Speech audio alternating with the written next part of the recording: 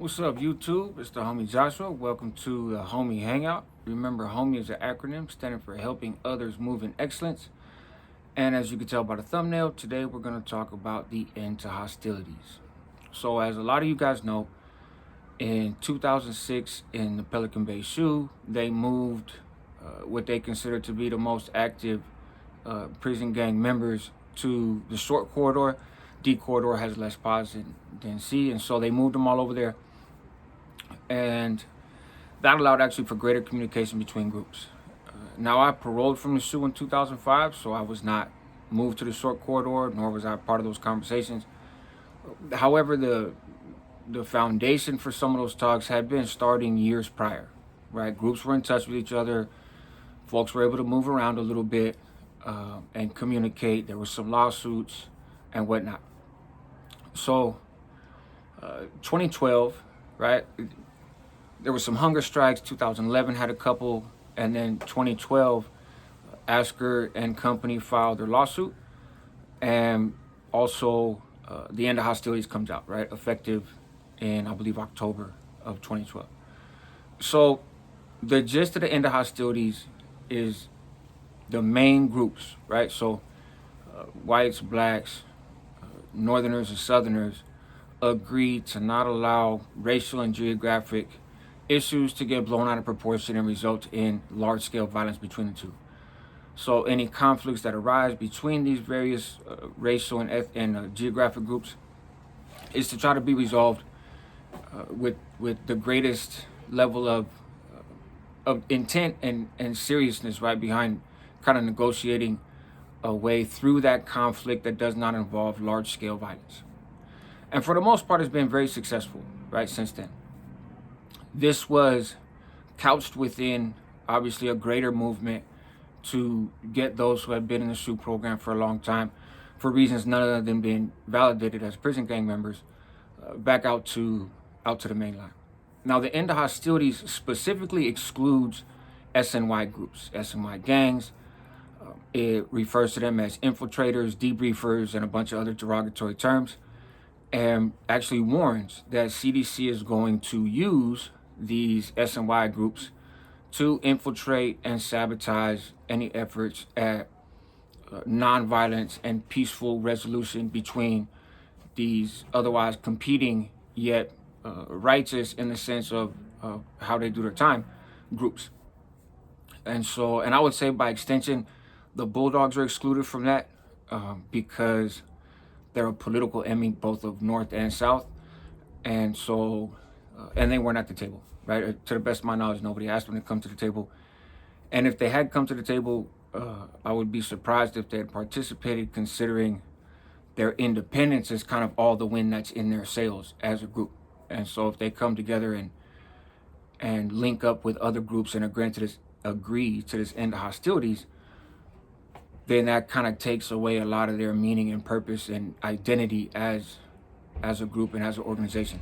That's not to throw any shade on Bulldogs. That's not meant to be taken as a slight or as disrespect. Just their functioning identity is not engaging with anybody that they don't want to, right? And so it's no surprise that they weren't involved in. And you've seen that manifest where they try to take these integrated yards and put Bulldogs and Southerners together, or Bulldogs and Northerners. And it's the same traditional violence that we've seen years and years before this on main lines everywhere, right? So while the end of hostilities has been largely successful, and the legislation, right, the lawsuit, the Asker case, some of the lawsuits that came before that, the public support, the attention that was gained, particularly around the hunger strike in 2013, which was kind of the big one that put the nail in the coffin of the old existing validation and indeterminate SHU structure, is great, right? There have been some side effects, so to speak, and I think for a lot of people these side effects were the writing was on the wall. So I think if we're being honest, a large percentage, probably not all, but a large percentage of each of the leadership of the group segments that signed on to the end of hostilities We're not seeking to go to the main line and get out of the shoot program so that everybody could hold hands and sing Kumbaya, right? That was a necessary step to get what the real goal is, which is less confinement, less restriction, easier access to the streets, easier access to the privileges and incentives that exist in the general population that do not exist in the shoot. And so if it took folks not fighting against each other to accomplish that, then so be it. If it took this public declaration, so be it. And that doesn't mean it lacked sincerity, in my opinion. That doesn't mean that they were all lying. If that was the case, then as soon as they got out to the main line, they would have kicked it off. But that'd be counterproductive, right? And they all knew that if violence does happen in the general population, they're going to be the first ones to blame, right? Oftentimes, somebody gets whacked on a yard. The person that they're going to pull off the yard is those that they think are in leadership, beyond just the people engaged in the actual act of violence. And so there's always been an incentive for some to kind of keep things low key and not be overly dramatic and not overreact in the general population so as to not sacrifice that status. Obviously things happen, stuff needs to be done, so it doesn't always play that way. Some people milk that to the point of kind of being traitors to the causes they believe in order to maintain the comforts of the general population, but that's a whole nother story. And so I think it was a genius move. It was a brilliant move to write up this end of hostilities. That was the only group of people, not necessarily individually, but that collective of organizations was the only way that it was going to get pulled off. Nobody else could have made such a declaration, and no real group could have made such a declaration on their own. And like I said, it worked in large part. It took some time, and it's not as if everybody got out the shoe and went to the general population and was enjoying the fruits of the main line completely. A lot of folks still stayed stand down. A lot of folks were on some kind of modified program. They took their time letting out some of the principal organizers and were letting out other people first. There's a lot of layers to that, right? And maybe that's something for like a legal spill later. But so what has happened since then, right? It's been interesting because by definition, a group, whether you call them a gang or not, a group in prison is to some degree defined by and stays existing by who they have conflict with, right? And who they're funking with and who they're not can be kind of a fluid situation, but there has to be an opposition. There has to be a reason why I come rock with your group as opposed to another group. There has to be a reason that I listen to you instead of just listening to whoever the fuck I want, right? And that has always been managed in a sense of, well, we stand for this, and there's other people out there who stand for something else, and so we have to be unified and united against this threat, right? And threats real and imagined, if we're being honest. It doesn't necessarily matter. It just matters that people believe it and are willing to sacrifice for it. So folks start coming out. Violence on the main lines goes through the roof.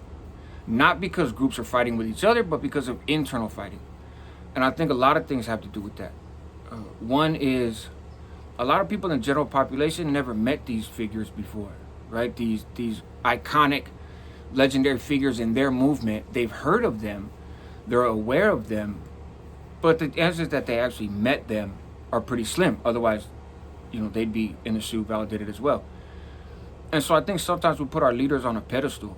And man, they must be sophisticated and brilliant and disciplined and absolutely committed to this cause that we fight for.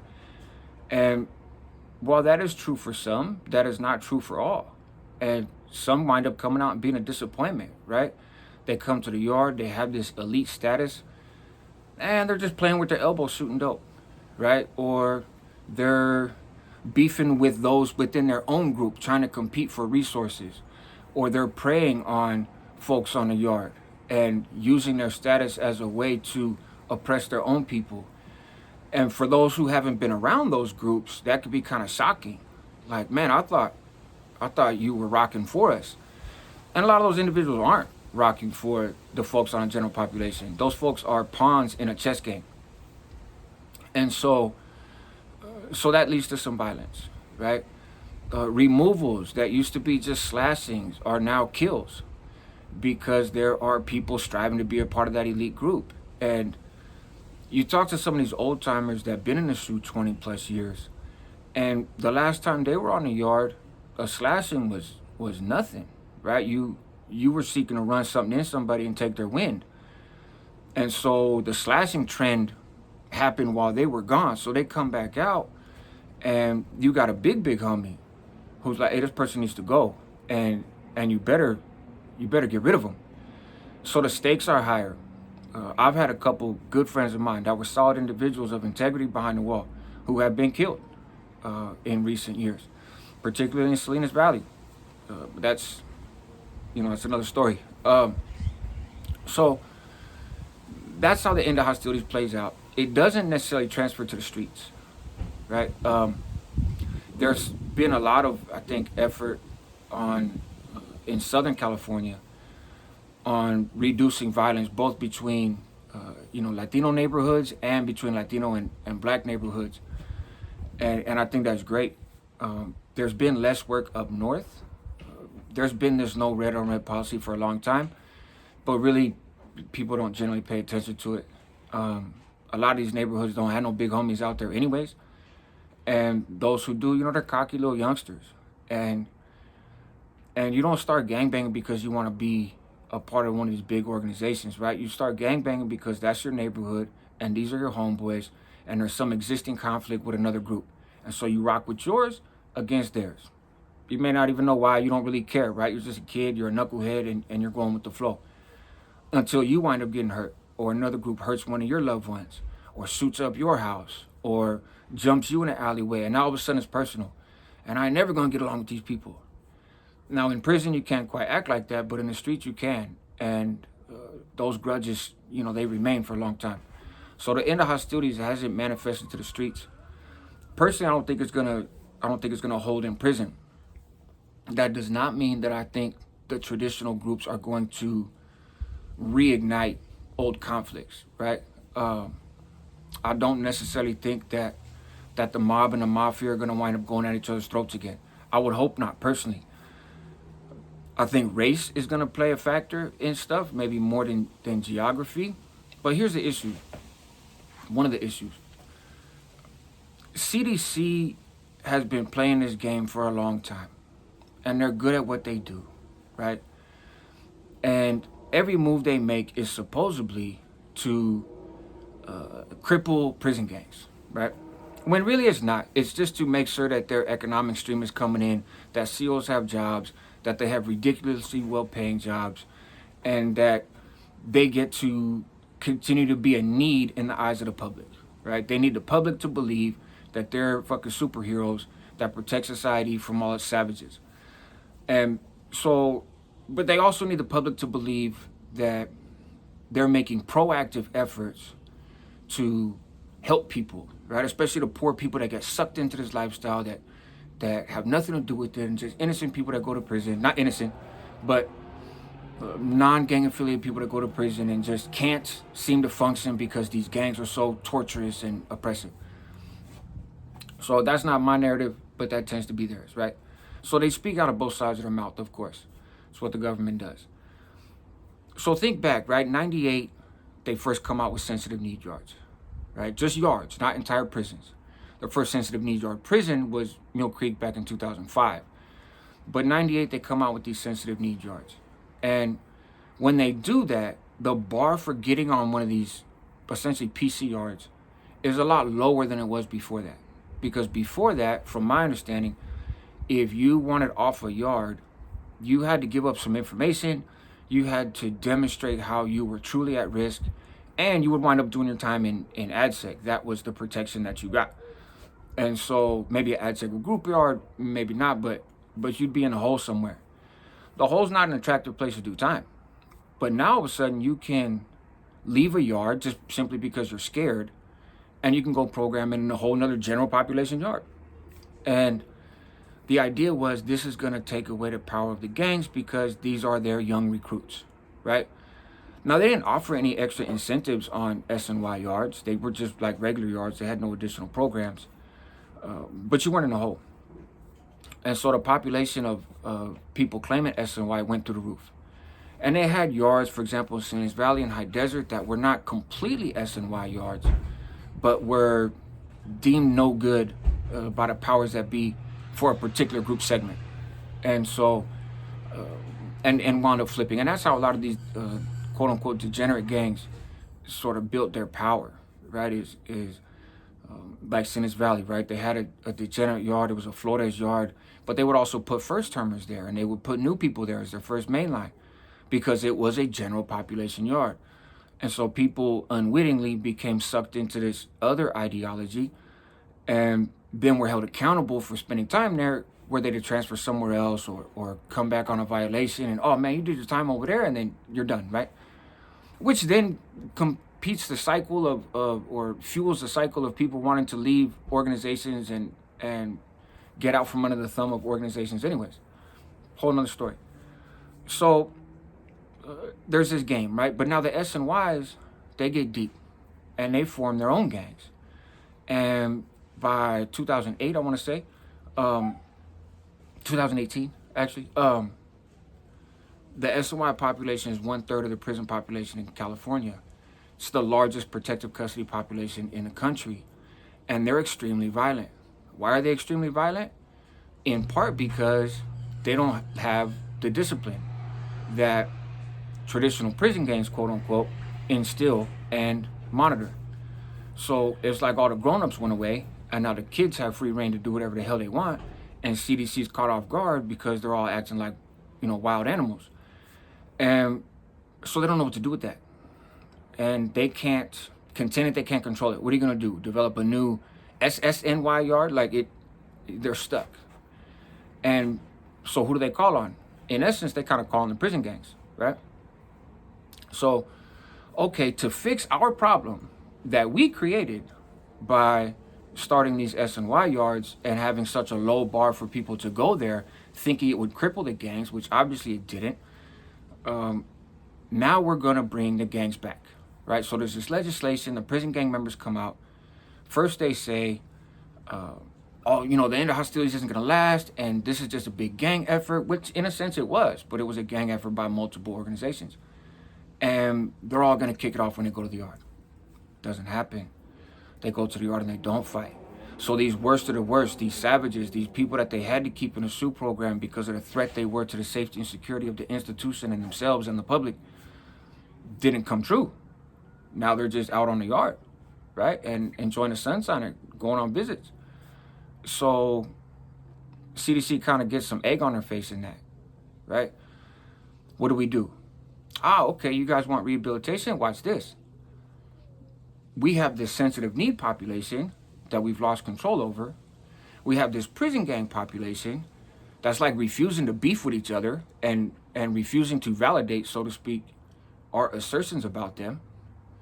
Let's see, because we're going to dismantle these gangs through violence that keeps our employment and our numbers up, of course. We're going to put them together.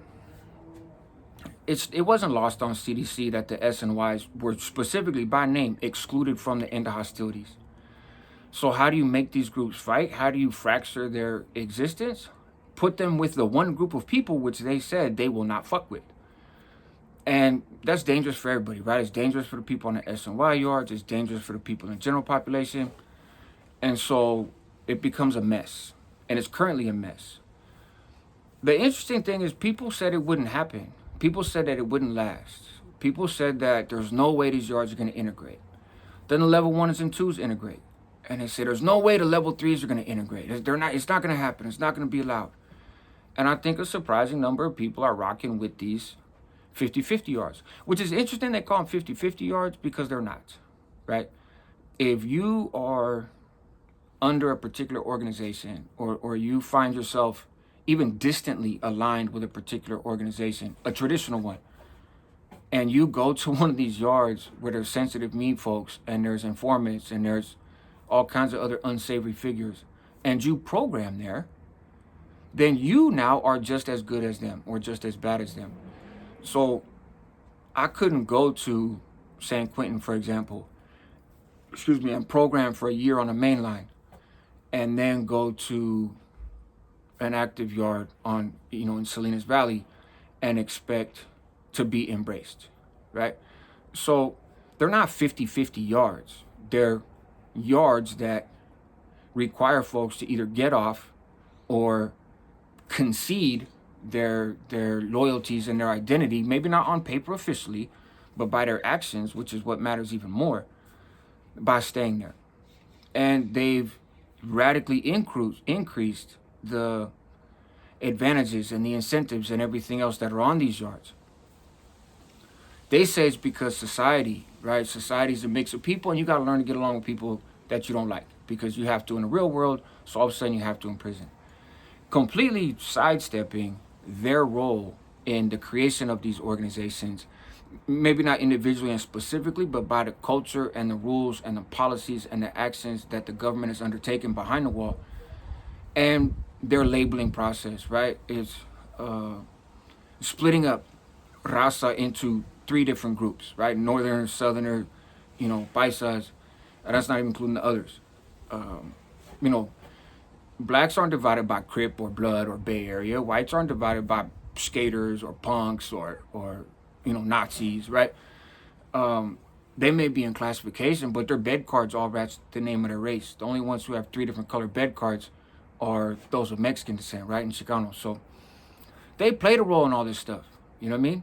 They sidestep that and say, we're going to now fix it, knowing that many people have no choice but to get off, knowing that this is as unacceptable as can be.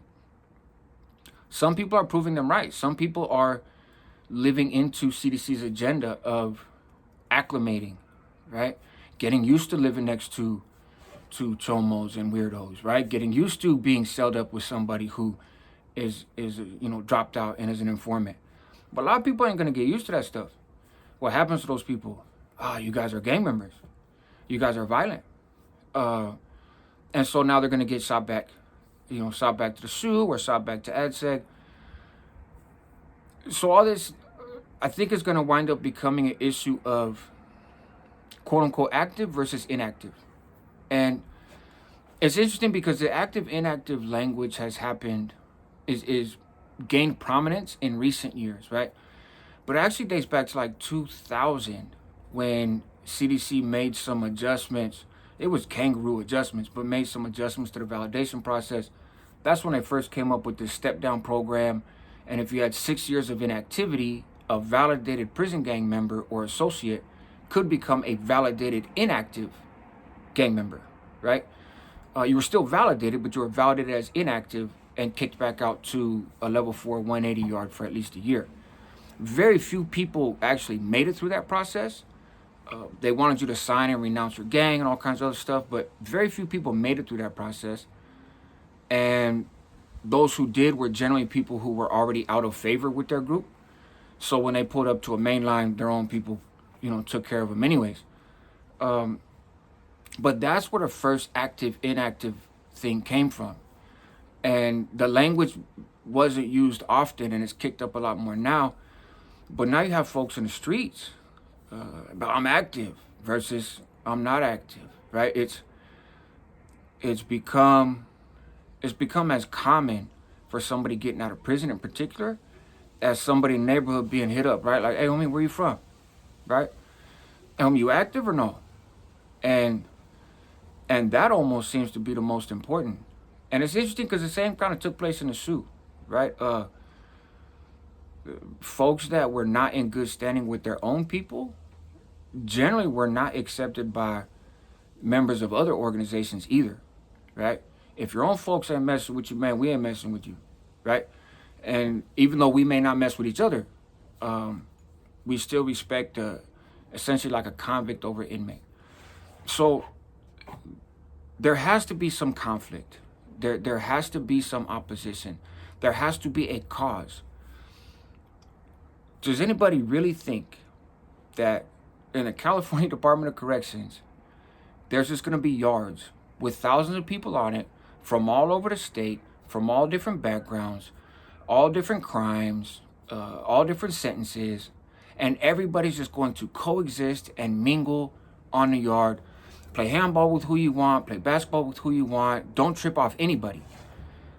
I don't think so, right? And we're not seeing that, right? The S and Ys couldn't pull it off amongst themselves, and those getting out of the SHU haven't been able to pull it off. They fight amongst themselves, and then now with this integration, they're fighting against the integrated. It's a mess, and those at the top are primarily concerned with money. That's always been the concern of any organization. This is not to talk bad about them. It's not to disrespect them, but I mean, let's speak the truth, right? And it should come to no shock as anybody that's had any interactions with these organizations. It's money. It's not a color. It's not a neighborhood. It's not a race. It's not anything, right? I seen dudes with swastikas all over them and Nazi'd out, buy pills out of Black Crips' mouth because they wanted to get high, right? And he got meds at MedCall, cheeked him, came out. So, dude, these ideologies are just propaganda campaigns. That's a whole nother story. But so, I think, I hope the end of hostility holds in the sense of I'm all for something that reduces violence, right? I'm all for something that creates a safe environment for people to go to when they're incarcerated and kick it amongst their own, whoever their own might be. That's essentially the cause that I signed up for many years ago, right? My perspective on who is my own has grown since then, has matured. But nonetheless, that's what people want. They want to be able to go to prison and do their time. It's hard to do that right now, even with the end of hostilities. Folks are watching their back for their own people. And these larger organizations are starting to fracture. State issues versus Fed issues, all these different things. And there's going to be a tipping point. There's going to come a time when some alliances need to be solidified and some opposition needs to be identified. And whether that happens on racial lines or active versus inactive lines, I don't know. And the inactive active is possible. I'm curious your guys' feedback. But the lower level yards, they're essentially all inactive, right? And so, not that these organizations aren't known for giving people their get-backs for a nice check, but a lot of those folks are already deemed kind of inactive. And so I don't know that there's going to be enough quote-unquote active people to feed the monster in prison for any particular group. And especially if you're going to try to reduce violence in the streets, I don't know. I don't see it. Again, I'm thankful for the reduction in intergroup violence. I just don't think this has the same air of really revolutionary ideology that, for example, existed in the 60s, right? When there was coalitions and people trying to get together, and look what happened. Even that got sabotaged, right? And they had outside support, and they had lawyers that were sending them weapons and helping them communicate and doing all that stuff. That's why they started searching legal work, right? They, so they had outside support, they had resources, they had drug connections. But in the 60s, there was a revolutionary spirit across the country, in particular amongst people of color, and even amongst the white working class, who weren't so consumed with racism that they were allowed to see, or they were able to see, the similarities amongst oppressed people. Certainly some groups are more frequently oppressed and oppressed in different ways than others, but there's no shortage of people that are getting, a raw deal in society. That was highlighted in the 60s. I don't see our surrounding culture that. I don't see a whole lot of people entering the system with this revolutionary mindset. I don't see a whole lot of youngsters going in there and trying to really participate in something of that scale. And again, then the opposition was the system. Then the opposition was the cops. Then the opposition was the government. And now the end of hostilities says that, sort of, that's the opposition. But they ain't out there whacking COs. You know, they ain't out there. There's not people in the streets breaking into courthouses with guns. It's just a different era. And so I think there's going to have to be some tribalism. There's going to have to be some set tripping. What that looks like and who that happens amongst, again, I don't know. I can't call that part. It remains to be seen. I hope I'm wrong. I hope that I'm completely off base.